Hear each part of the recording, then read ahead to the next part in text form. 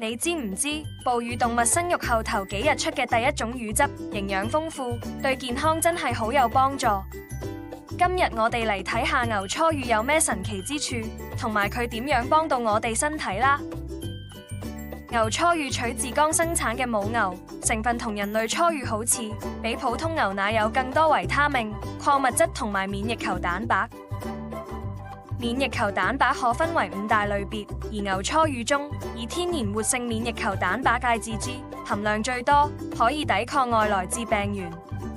此外，乳鐵蛋白就幫你吸收鐵質，有抗菌作用；而生長因子就促進細胞生長，同時修復組織。牛初乳特別啱小朋友、老人家同埋免疫力弱嘅人服用。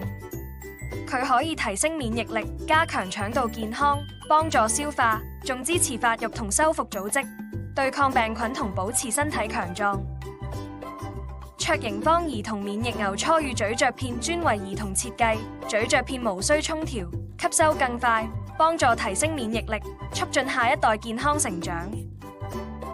牛初乳係大自然送俾我哋嘅營養同免疫寶庫，想為下一代增強免疫力，幫助成長，依家就將卓盈坊加入你嘅家庭健康計劃啦！